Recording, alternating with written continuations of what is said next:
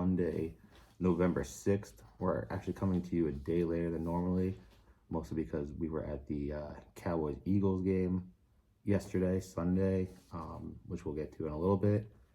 But on today's show, we're going to go over a little bit of the NBA in-season tournament, recap of this week's NCAA football. We got NFL Week 9 recap, again, talking Cowboys, Eagles.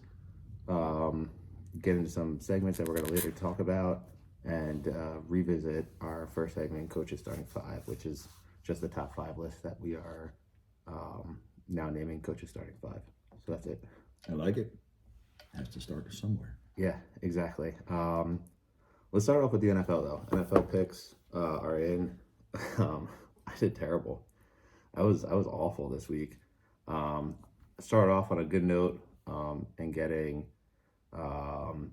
the Germany game under 51, but Bills money line wrong, Cowboys money line wrong, Jake Ferguson first touchdown scorer wrong. Yeah, tough week. Yeah, no, it was not good. Or do you remember? I know you still have the So Jets game tonight. I missed the over on the Germany game. I know that for a fact. I thought there'd be a little bit more prolific scoring, and it ended up being the tale of two halves, where the Chiefs dominated the first half and the Dolphins came storming back the second half.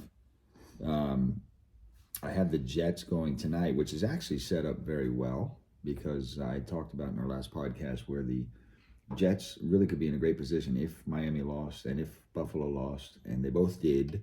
And now with the Jets winning, they could pass Buffalo and be basically a half game behind the Jets. Yeah, tied for first eventually. Yeah. Right. Well, really a whole game because they lost. Well, they have one less game played, but I'm thinking in baseball terms, I guess.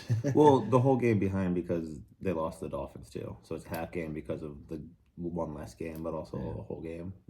That's how a lot of football heads talk about it. Yeah. So and I definitely completely missed my third game, which I thought and talked about, which serves me right for picking Pete Carroll and the Seahawks. But I thought they would be competitive as they've been all year long, and they got absolutely shellacked by the Ravens. Yeah, that was supposed to be the best game of the 1 o'clock hour. You and I were going over the schedule as we're driving into Philly, which, man, again, I don't know how much longer we can wait to talk about our Philly experience. Let's go. That was the game of the day for us. So. But hold on, I want to talk about how the 1 o'clock game was supposed to be that was supposed to be the game. Yeah. Every other game had stinker galore on it, and then yeah, it was brutal. But the other games were close with no name quarterbacks. Basically. Yeah, no, there were some very competitive games in there that shockers, honestly. Yeah. But the game in and of itself was getting to Philadelphia. For the Cowboy game. Yeah, which again, not to keep it too much more suspenseful, but anything catch your we'll focus on college football real quick. Anything catch your eye from that, other than Navy losing to Temple? Navy was a disappointment.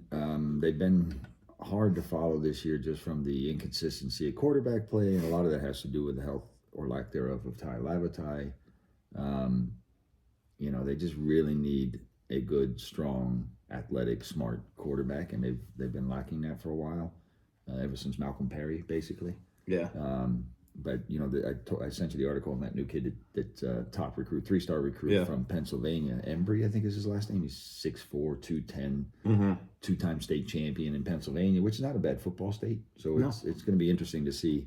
We definitely need some new direction, new talent for that skill level. You don't want to talk about picks at all and how you're well, that was one of my picks. Yeah, no, I'm talking about the fact that I'm 0-3.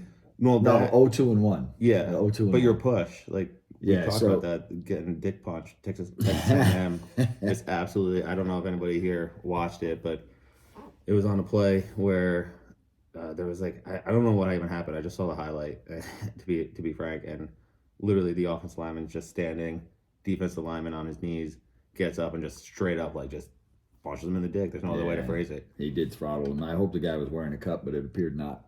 He didn't seem fazed by it. So yeah, I don't really know. Yeah, right. I mean, ultimately, I went 2-4 on my picks this week. I got the correct team on Bedlam. I got the Navy under wrong, of course. I got the Bedlam over wrong. I thought for sure that was gonna hit over, and then Tennessee minus 35.5. Yeah. Could have even teased that one. That was what they call a rocking chair, right? Yeah, that was ridiculous. But I don't really have anything else. I was 0-2-1. Navy. I picked the under in that game. I did say the Navy should beat them. I didn't think it would be by 7, but I didn't expect them to lose like they did to Temple. I always do worry a little bit about Navy with passing offenses, but I thought the defense would rise to the occasion. The second game I picked was Texas A&M versus Ole Miss, and Texas A&M was close. Matter of fact, they had a last-second field goal that was went awry, that kept them from actually tying the game. So who knows what happens in overtime? But they performed the way I expected it to, and staying competitive and right in the game. But at the end of the day, it was a push. So that's like kissing your sister. Just straight dick punching people too. And straight That's dick. straight. That's the way they're straight taught dick at punches. A&M. Yeah, apparently. It's Texas S&M, not A&M. Yeah, no, wasn't expecting that. And then the third game I had was Georgia. They beat Missouri. I expected them to beat Missouri. I honestly thought it'd be a little bit easier, but they ended up only winning by 9 instead of 15.5. So they didn't cover. So I was 0-2-1. I'm turning into like a Georgia hater, which I don't know, but if I like, but like the fact that they're Clemson to me now, and I hated Clemson, which Yeah, I remember. I want to bring that up real quick. That was my nightmare matchup of the week. I didn't get to mention that on our last pod, but Notre Dame versus Clemson is the worst. I dislike each school, Notre Dame more. So like I guess it was okay that Clemson won, but I think Dabo Swinney just still is such a arrogant prick. And Notre Dame. We've already covered my hate for Notre Dame. So I don't Stop know. being so hateful. I taught you better as a kid. You love Clemson too. It drives me nuts. How about Hartman being 0-5 as a Notre Dame quarterback against Clemson? Did you know that? Wait, 0-5. Yeah. He can't be 0-5 as a Notre Dame quarterback. That's the stat I saw, 0-5. He might be 0-5 for his career. Oh, maybe that's what it is. Because this is his first year at Notre Dame. Ah, yeah. I'll catch up later. I'm a little Yeah, slow on there the you go. uptake. 7-second delay for me. No, I gotcha. But I think Yeah. I think I read Well, somewhere. when you're a 28-year-old senior, you're bound to be like 0-5 against some teams out there. Yeah, I mean, the the guy fact that should it's be in 5, the NFL. right? Yeah, Yeah. it was ridiculous. It's great. 0-5. He's playing them every year. He was in the ACC with Wake Forest. That's why he's 0-4. I gotcha. Spent 4 years. Typical college. Yeah, I totally career. glossed over that point. I just misinterpreted what they were sharing. 0-5 against Clemson. Yeah, and then my other last take, I did say I was done with college football, but I lied. I think going back to Georgia, I think Kirby Smart might be better than Nick Saban if he wins this year. If he wins 3 in a row. college, yeah. I think they've won 29 in a row, 29 games in a row or something like that. Yeah. Without a lot. I mean, listen, he's doing a great job with Georgia. I do have one more thing to offer up for college football. I'll go for it. And it pains me. It's not dick punching, is it? Because No. we covered that. Okay. It pains me, but I have to give props to Army Oh. for knocking out a ranked Air Force team who we both thought was kind of like being overlooked in a way. Slapped us in the face. Yeah, and so I should have known better than to pick Civilian U, but Army just came out and trucked them. So congrats to Army. It actually makes the Commander-in-Chief Trophy game interesting for an Army-Navy. Makes it interesting for all 3 military academies because now Navy beats Army. It just defers back to Air Force. Stays at Air Force, yeah. Which But Army's got a legit chance to win. I this thing. think they should revisit that. I think if no team beats the other, it should just go up in the air. It should be like held at the White House, which Yeah, we don't have a Commander-in-Chief right now, so skip that. yeah, that's gonna fit well with I don't know how many listeners we have. But we're up to like 15 now, so yeah, let's go. But not getting any more off that comment. But yeah, but yeah, let's get into it. We've talked about it a few times. We've alluded to it, I should say. Let's talk about Philadelphia. I want to start this off because I want to start first off by making a rare compliment to Philly. I said this, and this is gonna like be a backhanded slap to everybody else in the NFC East. Outside of Dallas, where we've been, and it felt like a home game. There were a lot of Dallas fans there. Of course, we went when they blew out the Jaguars in what was it, 2016, 2017, like 40-9 or something like that. It was ridiculous. It was like Jacksonville was being anointed because they just beat the Patriots the week before. They were in the AFC Championship game the year before. They got a whooping. Duval got whooped. Yeah, that's the only like obnoxious thing you heard from like non-Cowboy fans there that weekend was Duval. Like, and we were just like, what the hell are they saying? So we had to look it up. But you go to New York or New Jersey, really jet life as I'd like to call it. Even the old Giant Stadium. And I've been to FedEx. You've been to RFK back when the Skins played there. Mm-hmm. Now it was the Skins when I went to FedEx too. But there were a lot of Cowboy fans. Like the big joke. There were T-shirts that said DC stands for Dallas Cowboys. But Philadelphia felt like hostile territory. Yeah, Green everywhere, in more different ways than shades. one. Oh yeah, which again, I'll let you get into that. But I do want to commend on them representing their home field well because again, New Jersey doesn't do that for the Giants. Yeah. Washington doesn't do that for the Commies. I mean, Dallas does for Dallas, but for a while there, AT&T was a spectacle for other teams to come to. But I think, winning 11 or 12 straight, whatever they're on now, does make it home field. But yeah, Philly was Philly. Yeah, I actually I was giving some thought to you. You had said it to me on the ride home yesterday about that breakdown that you just gave, and so I was giving a little bit more thought to that about why Philadelphia. And actually, now that I think more about it, RFK was more like that as well, because that was in the heart of DC as opposed to Landover, Maryland, right? So I think Philadelphia is definitely that way, where it's in the city, it's or right on the outskirts of the city. So you're getting true Philadelphia, maybe some random South Jersey folks, but you're getting a lot of people who live, breathe, eat, poop Philadelphia Eagles.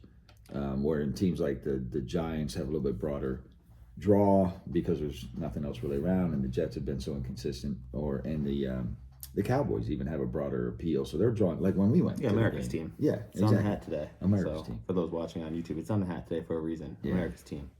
The only disappointing thing was the quality of hosts. I mean, listen, it's all fun and good. You can have all the banter you want in a game when your opponent's fans are coming in uniform like we were yesterday. But yeah. I was wearing a T.O. jersey on purpose. Let's be honest. And I was wearing a J-Witt jersey because, Witten, and I'll never forget that hallowed black and white where blood's running down his nose and he's completing a play without the helmet against the Eagles, But just the way some people act there is just ludicrous, the way you can't be gracious enough to jeer people, but allow them to root and cheer for their team and keep it civil. Like the people sitting next to us were actually very good. Yeah, on both sides. Both sides were nice. Even the lady who was, I think the lady next to you was clearly drunk, but the lady who kept on getting up and leaving on my side, she was clearly drunk too. And even she was like, I think she was too drunk to put together a coherent jeer. Yeah. She would just be like, she kept on going to me like, what are we going to do about this? What are we going to do? I'm like, what do you mean? I told you already, we're going to win. Yeah. And she goes, what are we going to do about this? I'm like, okay, you're drunk. But her boyfriend, husband, whatever, he was a nice guy. He was laughing every time. I was just like, there's some people giving us bro hugs on the way out, consolation. Yeah. So it's all good. But just the couple of clowns going into the parking lot, which let's start there. Let's go with it. Go to the story. So I'll paint the picture. Yeah. We're driving into Philly from Jersey. We finally get there.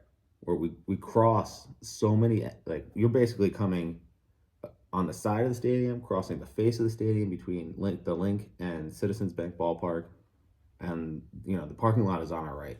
We get in, there's no direction once you get in at all. It's a free for all. Yeah, and we think because we're on the bridge, we see this little lot that's wide open. We're like, that's part. And it has our lot letters that were assigned where we're going. We're like, we can go there, easy. Yeah. Not so easy. We get there, chained up, no chance of us getting, and we got pinned at the back side of the parking lot, which going into, so there was a car with Eagles fans, like a husband, wife, boyfriend, girlfriend, whatever they were, in front of us. And as we're coming through, of course, everybody's poking fun at us and just good, pleasant. And even though some of it was the middle finger, a lot of it was the middle finger. Middle finger, I've never been called number one so many times in my life. But we were the most popular too on that section of the parking lot. Unbelievable. I've never felt more eyes on it. Yeah. And people having good-natured fun. But anyway, we got to the spot that Nick talked about where the gates were closed and you couldn't go any further. And the lady in front of us recognized that too. So she's like, everybody's got to turn around and go back. So I turned around and backed up to give them room. Me being a Cowboy fan, them being an Eagle fan, give them room to navigate and get out. So we're following them back out. And the same guys that were busting our balls coming in decided to put their cornhole board in front of the car, basically pinning us between the two cornhole boards. Really, it was just that one guy, though. Yeah. That one guy was just a straight asshole who, before, I don't know, I was drinking water, and that shows my lack of multi-skill. I don't know if you said it before, but he kicked your tire before, so, there was that. Yeah. And then his response was I didn't even kick it. Yeah. Well, I know he said I didn't kick the car, but I knew that he didn't kick the tire. So I just heard I didn't even. And again, kick it. even that didn't really bother me. It was just good-natured fun. But the one guy who was, all of a sudden being Mr. Brave because he's surrounded by friends and Eagles fans all over the place. It's not like I could just punch it and run over the board because then all it takes is, one person to get in front of the car or which is where he was. Yeah, or if we get stuck anywhere, then we're surrounded by 18,000 Eagle fans. So one of the guys Yeah, in Nick's you and 1 window foot. actually said, "Listen, he claimed him. He said my friend's being an asshole. So there's a parking spot down this row, and now I'm looking to my left down the row, and there's nowhere to go. So if we go down this row, we're even deeper into the jungle. Yeah, no, But it's like being on the trash compactor on yeah, the Death Star. Like, yeah, it's like, all right, I guess there's only one thing to do. So the guy said he wouldn't do that to us. So I took him on faith, and I have to say he was a good guy because as we pulled down there was a spot. It did have a couple of cornhole boards in there, but two ladies came over, Eagle fans, pulled the boards out of the way and let us park, and we were off we go. So, but it was a little harrowing at first. I was like, why did it have to get to that point? You know? Yeah, no, they were just. There's no other way to describe it than they were just like the perfect type of asshole. Like that's like like you want, and it was really just that one guy. That like obviously the booze and the jeers you expect. Like being a Yankee fan growing up, you hear a lot of that. I mean, obviously the old Yankee Stadium was, especially in the bleachers, brutal. And we were there that one time against the Tigers of all teams, and some poor girl came with her boyfriend who was he was a Yankee fan, she was a Tiger fan. She's coming up the bleachers and. Everyone's like, whore, slut, all this. I was like, whoa.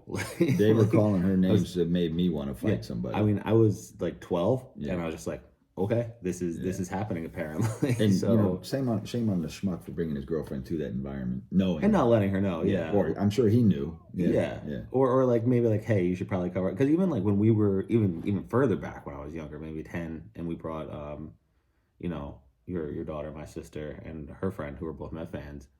And they went to the bathroom and they left their Met blanket behind. Yeah. Like, again, you want to talk about eyes on you? Like, all eyes on the bleachers went to that blanket. So, like, same feeling here. Like, we knew we were going into. We knew we were going to get jeers. Like, your brother-in-law, my uncle, he was one that was like, make sure you make it alive. Obviously, we have a fun story about Giant fans going back in there. Fun/sad story, I guess. But the priest getting hit in the head with a beer bottle down on his way out. Yeah, when the Giants went to, and our church went to go see them way back. Maybe I was 5. I don't even know. Yeah. Who knows?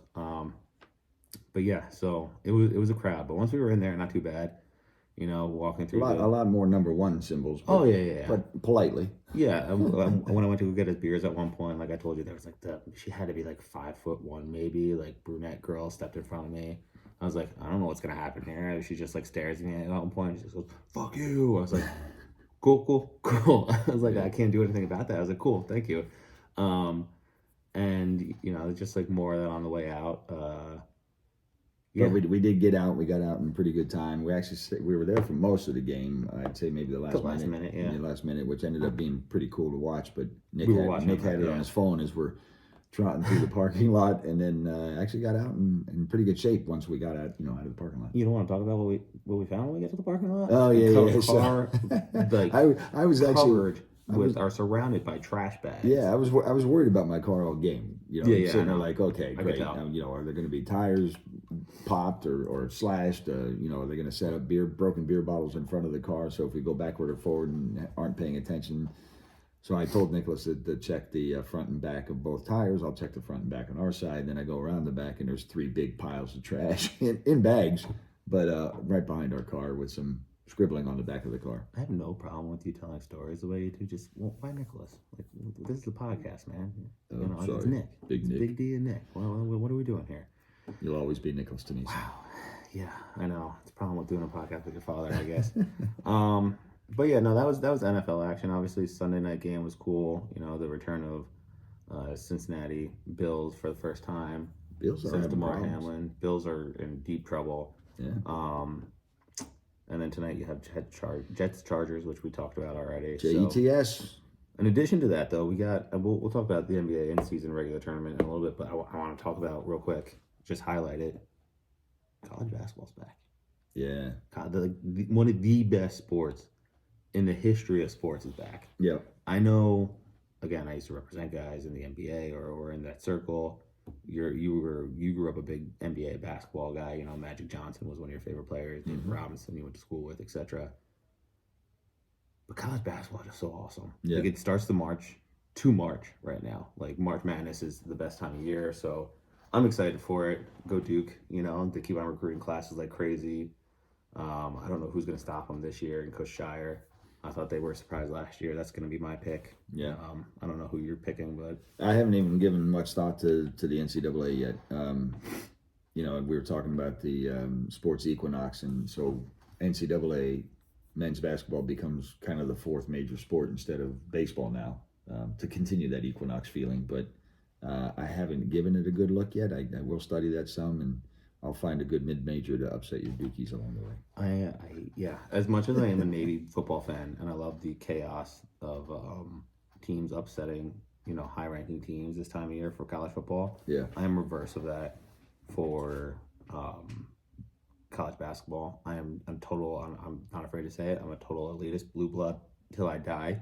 A very specific blue blood. Yeah, no, but like during tournament time, like I'm not that guy that goes out and picks 16s over ones or like 15s over twos. I get reminded that every year by like all the Duke haters out there. Oh, remember that time that the school of the blind beat Duke? Like, yes, I do remember the time that Duke lost to a team. Like on my confirmation, I remember distinctly Big Baby Davis and I think it was like Tyrus Thomas ending my favorite Duke player's Duke career, JJ Redick, by the way, who was at the game yesterday. And obviously wearing the wrong colors, but yeah, that's cool that he was at. It would have been cool to kind of like run into him. Definitely would have fanboyed probably, but there were some interesting stars there. Bradley Cooper, of course. Yep. What's his name? I can't believe I just lost his name. From Philadelphia Phillies. You're thinking of Bryce Harper. Bryce Harper. Yeah. Thank you. Yeah. Yeah, and that was Stephen A. talking to Jerry Jones before game. Yeah, I got a picture of that. That was pretty cool. All right, cool. Yeah, we've talked about the NFL ad nauseum. Touch upon the NCAA. Let's focus on the NBA real quick. We'll get more on that. What are we doing? The NBA real quick, because I have a few questions for you. I alluded to it. Oh, wait a minute. Can we go back to NFL a second? Yeah, go for it. Because specifically the Eagles-Cowboys game. So I'm so irate right now. It was a game of inches. It was really good. For those of you who didn't see it, there was a touchdown that was called or reversed because they said the receiver was down by contact. But his torso and the ball were still up in the air. So I'm confused because the reception rule is you have to complete the pass to the ground, complete the catch to the ground. And by the time the receiver got to the ground and showed that he had the secure ball, he was in the end zone.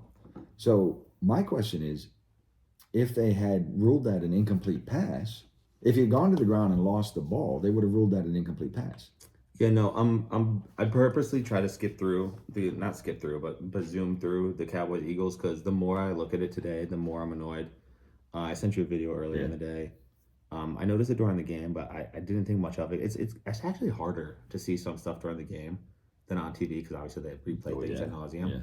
But at one point, remember that Tony Pollard touchdown that came back? Yep. And like Dak goes like this, like pointing to somebody on the line, and it kind of looks back. I thought maybe he was looking at the bench or something. I wasn't quite sure what he was doing. But like when I looked at the audio, he was clearly pointing out that like a lineman that reported eligible receiver, yeah, that the ref then called illegal formation on us. So he's signaling to the ref that this guy's an eligible, like confirming that he's an eligible receiver. Did they receiver. Announce it? I don't remember that at the stadium last night. I think that's the key. Yeah, I can't, with everything that went on, like I can't remember if they did announce or not. But the fact that he did go like that and it looked like the ref confirmed. Yeah. Like that's one. Then the illegal hands to the face on Gallup. That was the flag got picked up on, which was a huge. Is that what that was at the end? When that's crazy. Like, and that's the thing. The ref throws a flag out. Yeah, it's obviously on the turf. We all spot it out. Okay, he picks it up, puts it in his pocket with no explanation, no discussion with the other officials either. Yeah, just pick it up, put it in his pocket. Nope, which is crazy. No, there was so much wrong with that game. But as I always say, like it as a coach, like refs don't win games. Like they don't, technically speaking, lose you games either. And I'd love to have our one ref friend on here so we can discuss. Yeah, I actually looked at texting today, but I don't have his number, so I have to find that. Yeah, we'll figure that out. But the thing again, and this would be something I'd ask him, if the rule is that you have to complete the catch to the ground, you have to show security of the ball, and in the process of that, you're being tackled. But it was tackled before, so that's why I didn't address it. But he hadn't gone to the ground yet. What if he had gone to the ground and the ball came out? What would be the rule? But here's the thing. He was tackled. By rule, they called it right. He had possession. His knee hit the ground. The ball didn't cross the pylon.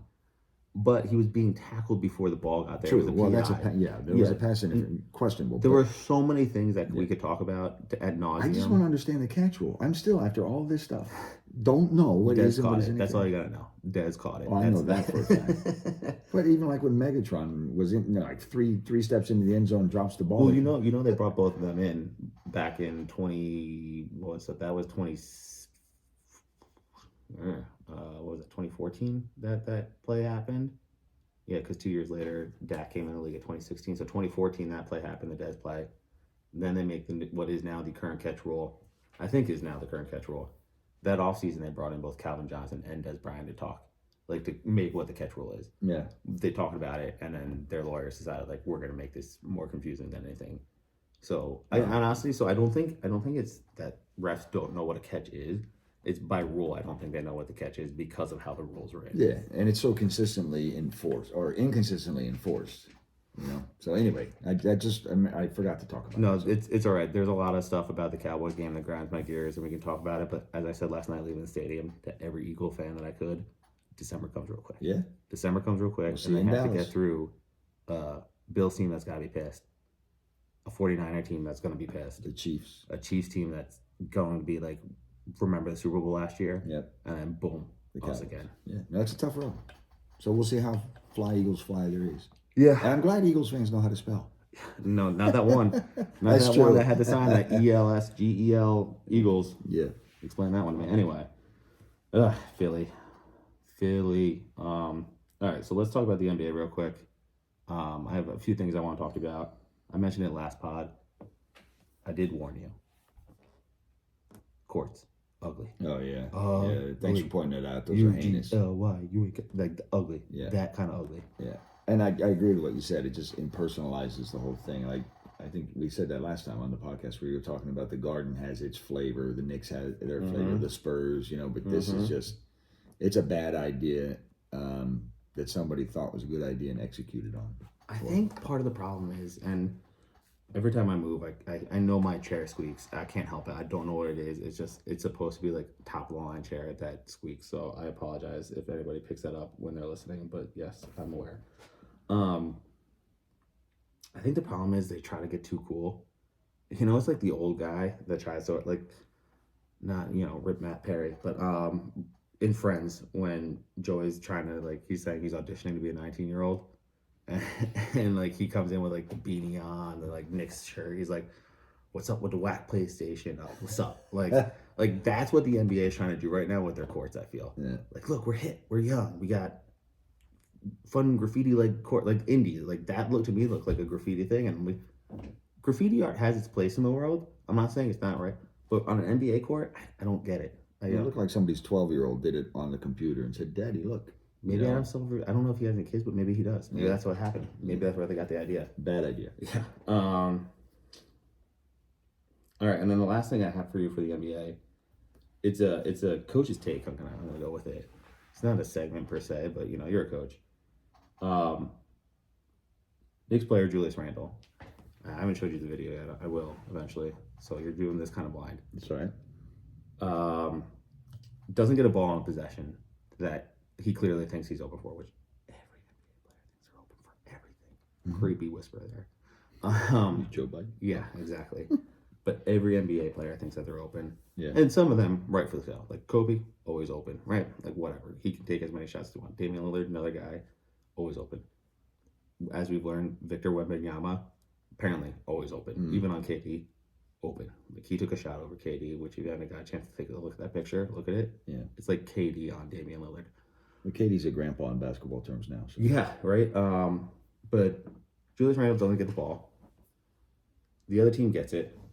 He kind of throws up his hands and then starts walking back on defense. I know the NBA has a specific set of rules in terms of not really a specific, unwritten rules, we'll call them, and Julius Randle's a quote unquote superstar. Mm-hmm. What are you doing in that situation? You're coach of the New York Knicks. You're Tom Thibodeau. Putting in a sub. Yeah, you're just yanking him out of the game. Yanking him out of the game. You should know by now. I mean, I'm not a big fan of selfish me type basketball. It really does truly take a team to be successful, and That's one of my big hangups with the NBA is all the focus is on the individual, all the isolation, all the, and they tend to pick for marketing purposes individuals who are not always the best in terms of people, which is why you hardly ever saw a commercial with Tim Duncan, or something like that. You know what I'm saying? David Robinson didn't really do a lot. Tim Duncan was also getting robbed by his brother-in-law or something like that, or his like money manager. But you know what I mean? Yeah. They're not showcasing Sorry, Tim. the true like team basketball players for the most part. So from my standpoint as a coach, if a player acts like that and is putting themselves above the team, then it's a yank, but not. So taking somebody out of the team, out of the game, is not a bad thing. It's an opportunity to coach, which is what you're supposed to do, and to talk about, what it looked like, the optics of it, what it looks like to his team. Yeah. The unfortunate thing is pros think they're above the game, so he probably wouldn't have accepted it. Probably would have thrown something. Probably would have gone back in the locker room. Then that accelerates into something else. You think that's the problem with like some of these superstars now when they act like that? It's because they weren't done that at a young age. Like I remember the team I was coaching last year. Mm-hmm. Whenever the head coach took somebody out, like, and you've mentioned it before, like when you were an assistant coach, like you were essentially like team therapist. Mm-hmm. So like when somebody was taken out, and we'll say like 2 specific players were taken out, I knew for a fact. Like without maybe the first few times, like the coach was like, "Go talk to her, go do this." But at like when a certain player was taken out, and they were like, you could see head down, like maybe like slapping themselves or whatever. It's like, all right, put on the therapist hat. Like, what's going on today, right? Yeah. And, that's a vital role though, especially as an assistant coach, and that's something when I worked with Dawn that I embraced. I enjoyed it. Beyond the X's and O's and helping with practice, the fact trying to navigate people's mentality and lack of confidence or whatever it is in game is important. No, so that's what I'm saying. Like, do you think that was lacking, like for some of these players? Like, some coaches were just like, that's we'll use Julius Randle. That's Julius. Like, just let him go. Yeah. Let him do whatever. What was in baseball? That's Manny being Manny, or there's always that excuse. But Manny being Manny was always funny. It was never like hurting the team. Like during a delay, he went into the scoreboard. Like literally went into Fenway, and went, like Green Monster, and just was like messing around. Like I don't know. Like you can say a lot about some star players, and I feel like baseball is also much different than basketball.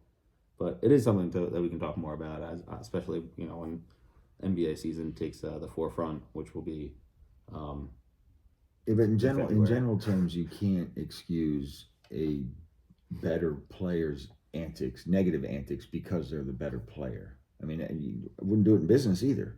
Just because somebody's out there racking up millions of dollars doesn't mean they can act like a complete idiot or say and do whatever they want to the detriment of the team. That's not the way it works.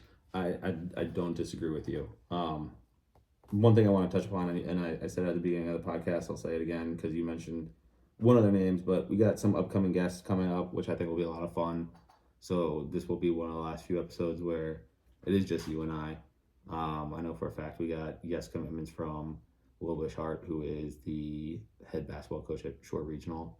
We have a yes from Don Carpel, who is probably the number one.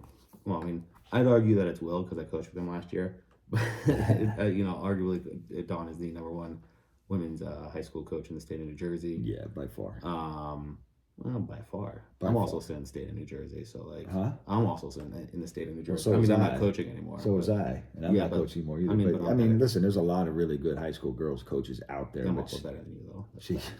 Hello. Best coach in the state of New Jersey sitting right here. I've had the fortune of seeing it up close and personal, practice after practice, game after game, season after season, and there's a reason why her program succeeds. Yeah, I still think I could take both of you guys. Yeah, bring it. I think if you again, we have the same Jimmys and Joes. I think I can X and O's out to hell of you We'll guys. never know, will we? I guess we won't. Although I do have an undefeated record as a head coach in the state of New Jersey. Just throwing that out there. Good for you. Yeah, I'm just throwing it out there. And what? Undefeated. Two games? One game? I'm sorry. Does that matter how many games? It was 2 games, but it doesn't matter how many games. Then we have Alex McLean, former player development coach of the Wizards. I'm super excited to have him on. Great guy. Honestly, in my humblest opinion, the best basketball coach there is today. I think he has just the right mindset for today's players. I think he's a phenomenal person to have. Hoping to have Dave Hopla on as well. Dave's amazing. Yeah. Also, again, I can't say it enough. One of the best basketball coaches, especially from a shooting aspect. The guy just does not miss. And a Class A person. Oh yeah, Class A person. New Jersey guy. Yeah. There's nothing Keyboard. but Class A people from New Jersey. Or that live in New Jersey. Yeah, exactly. Except when they're Eagles fans. Yes, yeah, Southern New Jersey people, Central and Northern, Central New Jersey and people are the class of. Be careful, my boss Garden lives in State. South Jersey. So.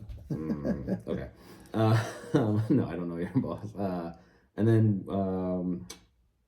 we got obviously a few more guests lined up. And then one thing that I'm super excited for that we didn't touch upon, November is the time for Thanksgiving, and that to me, and I say this like, oh shoot, what's his name? From A Few Good Men, Corporal. Oh, shoot, he's one of the guys being defended by Tom Cruise. Taller guy. Dawson. Dawson, yes. Yeah.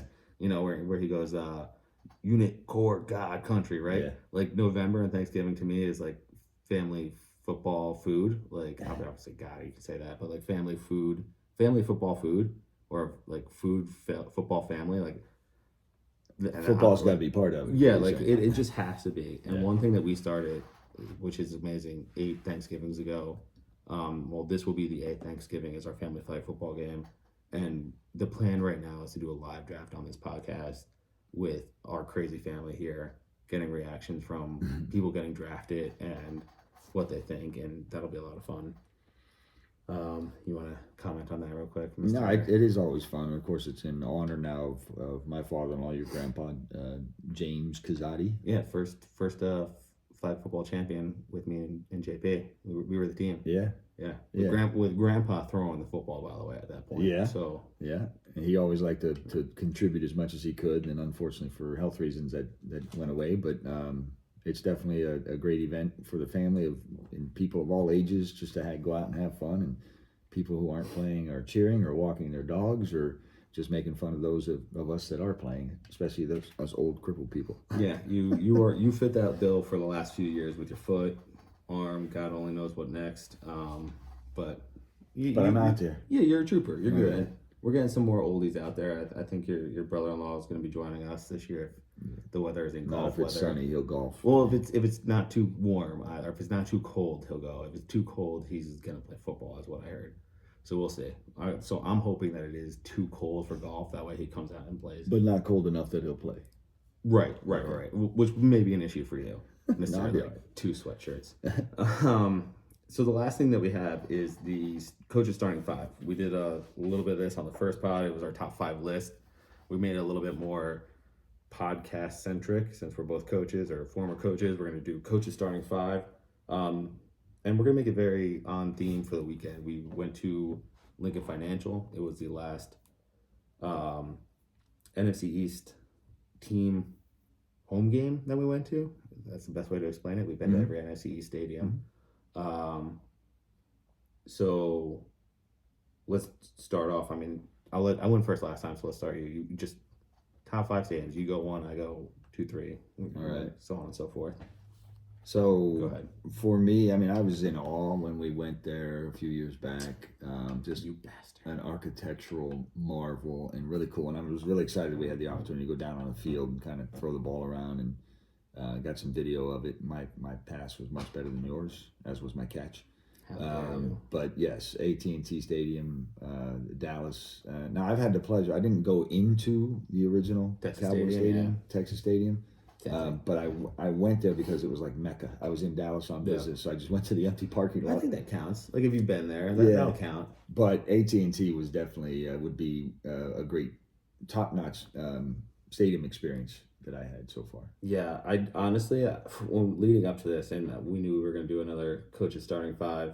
I was trying hard not to get you to give me the first pick because I knew you were going to take AT&T Stadium. So I was like, damn it, like there's got to be a way around this, and I found a way around it. And it's going to take one of the stadiums for you, and it's just like the perfect like revenge type of thing because you took my What, now you're my trying to 1-1. nut punch me? That's Yeah, not cool. basically. I'm gonna save it for my second round pick to make it even seem juicier. So my first round pick is gonna be Old Yankee Stadium. Nothing was better than Old Yankee Stadium. We've seen some classics there. Yeah. That place would literally start shaking with the fans going crazy, and you hear all the old players talk about it. But like we were there for one of the greatest walk-offs with Jorge Posada ever. The hip hip Jorge. Yeah, It's just it was a cool experience. like ricocheting throughout the entire stadium. Yeah. An open air stadium, by the way, so nothing should be ricocheting off of anything, but it was. And like just walking through the old tunnel, like people screaming, like, and again, seeing some great games there. Seeing Mariano pitch, seeing Derek Jeter, seeing A-Rod home runs, both against the Yankees and for the Yankees. Like, seeing El Duque give up 2 Ephus pitch home runs back which to was back. one to A-Rod, yeah. The other to Rafael Moran. So we saw the steroid era at Old Yankee Stadium. It was a good time, good place to be. And then this is the one that's going to get you. Okay. Navy Marine Corps Stadium is, if you've never been, one, it's in Annapolis, which is just a beautiful area. Yeah. Two, just the pageantry that goes on with Navy games there, the march on, the real fanfare that Navy has, because it's not your Alabamas, your Ohio States, your Georgias, the list goes on. Your fake Notre Dame fans, whatever. Like, you can't buy a lot of their stuff on the open market. You have to go there. Like, you want Navy stuff. The mid store is awesome. You can only get that stuff if you were a graduate, which means I can only get stuff with you. Like that. That's like everything there is cool. And again, it's a smaller stadium, so it has that feel. You love to go Navy, painted on the whatchamacallit, on the seats, so you can see like when nobody's sitting there. You get the stadium early enough. You see all like the World War II battles. All the battles there, like all the battles Navy's been involved in. Right. Sorry. More specifically, yes, all the battles. But obviously, me being a World War II person, I recognize the World War II ones. Those are always cool.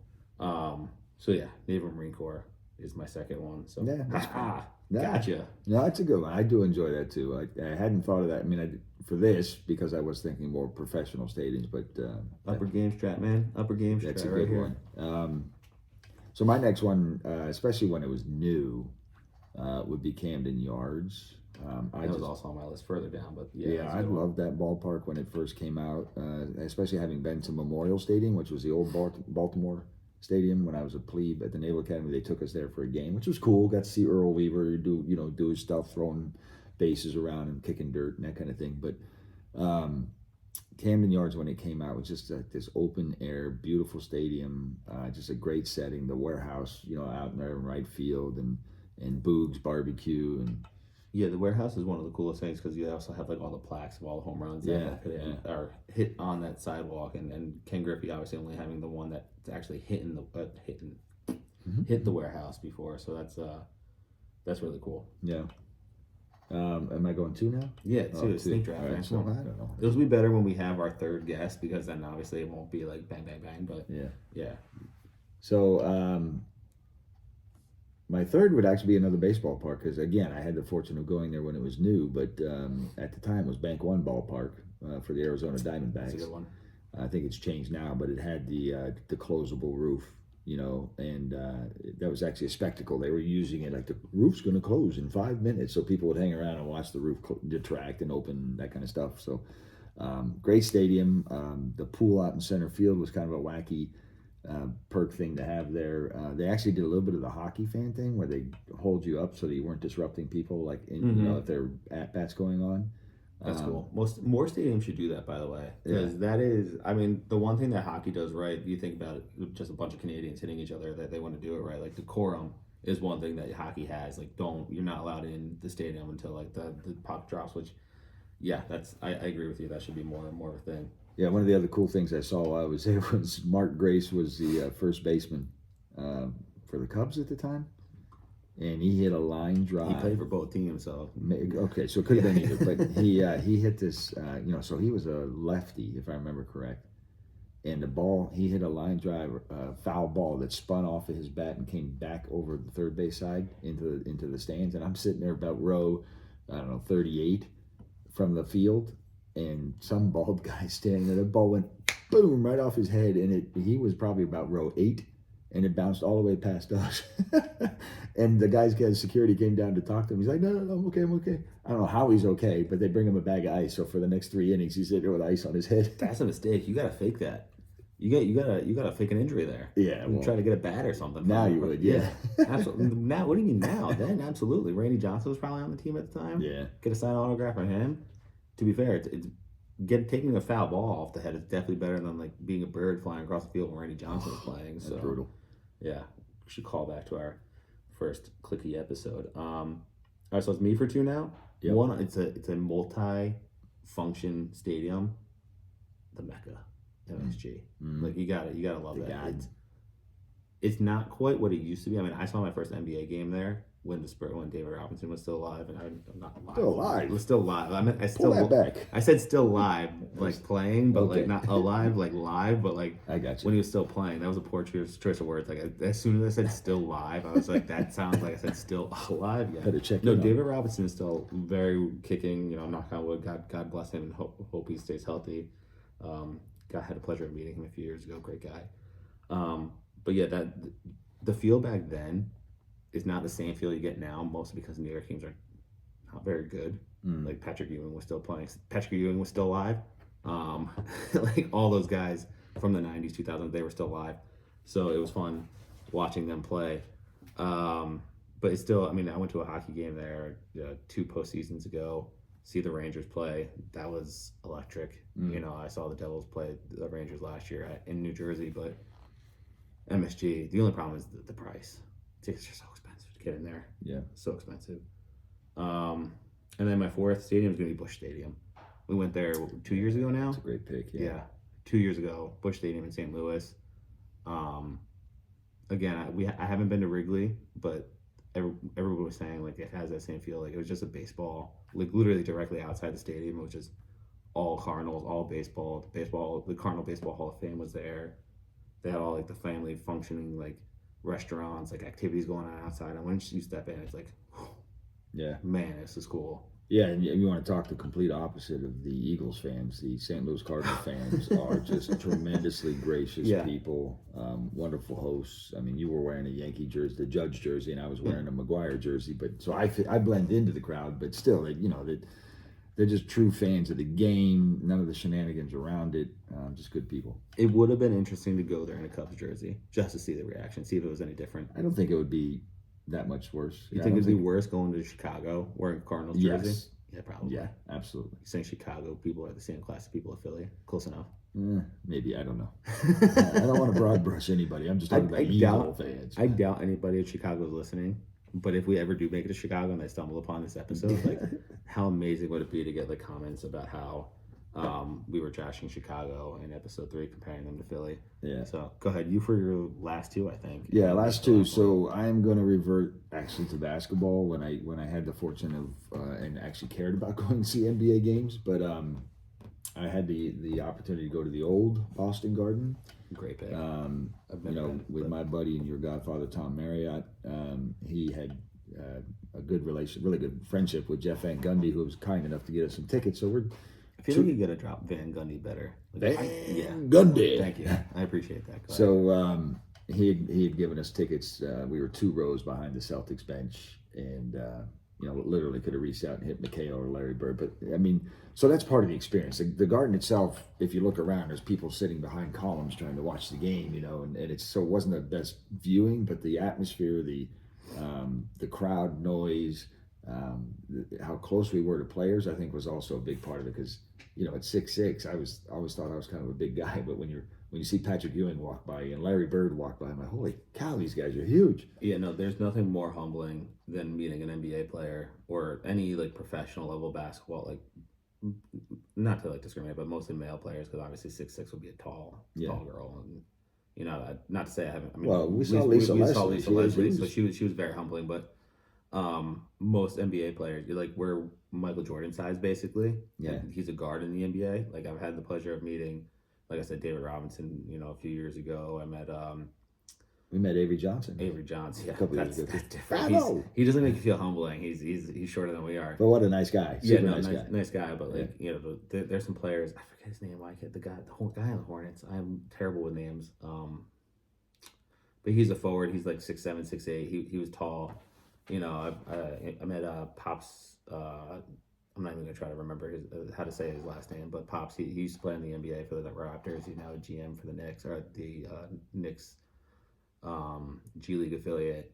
He's another guy that's just tall. Like, they're just massive. They're human big. beings. They're yeah. big, gigantic Yeah. people. I mean, Kevin McHale's knuckles were basically all the way down by his feet. You know, Yeah. just his long arms and proportionally these big people. But Yeah. my other one is on the other coast. A few years back, I had the opportunity to go to the Forum to watch the Lakers play the Spurs. You mean the Staples Center, Staples whatever Center? it is Yeah, now. not the Forum. Yeah. So how old are you? Is basically that question right there. Which is Yeah. old, but to be there, the Lakers, all their pennants and flags, and I, you Yeah. know, growing up a Lakers fan, although I ended that when Shaq came to the team for a variety of reasons, but you know, Kareem and Magic and Michael Cooper and Michael Thompson and I think Shaq just jumped in. Byron Scott and all those guys, James Worthy. I mean, you go on and on and on. They're just Showtime. It was a great team to watch. So I enjoyed it, and getting to see the Spurs was the bonus. Yeah, that's true. I mean, that Spurs team was awesome. Yeah. And to be fair, you were alive during like the Forum era. You just probably Was I never- live or alive? No, you were alive. That was on alive, not live. But yeah, I think Kobe was live back then. Yeah, That's a bad yeah. joke. I got to see That's Kobe a bad play. joke. I apologize. That's a bad joke. Yeah, we'll scratch that one out. It was a I did bad get to see joke. Kobe play and Tim Duncan and Manu toward the end of his career. So. You saw Kobe play in New Jersey too. Yeah. So that's pretty cool. That's one player that I think I've never seen play. I mean, other than Michael Jordan, obviously. But if I could see a player play live, I think it'd be Kobe Bryant. Yeah. Just because I've seen LeBron, I've seen Dean Wade. I did see Michael Jordan when I was coaching Holy Family. Took the boys up there to play at halftime. It was the Bulls and the Nets. Did you really? Yeah. How old was I? You were not playing for me yet. I know, Yeah. but like, how old was I? Why was I not there to go? That's kind of like a You might father-son. have had a game. That's Your a- own game. That's a father-son memory that I don't care if I have a game. Like, you take me to that game. Where's your dedication to the team, man? I was in fourth grade? It was probably a mixed boy-girls team with, actually, I think, respect to my mom, she was probably coaching us. No, actually, She's no, a that's good not coach. true. She was not coaching she coached my sister's team. So we're getting off the beaten path. What's your last one? What was my last one? Oh, right. It's a stadium or an arena that I've never actually seen a game there, and I hope to do so soon. I have seen many of this team's games, but never in their home court, and that's Cameron Indoors. I have been there. Yeah, you've been there. I've gotten to stand on center court, which was awesome. We've actually also been to Coach K's office without him being there, which That was is really cool. yeah, really cool, but also weird to say. Like, we were in his office without him being there, no big deal. With permission. With permission.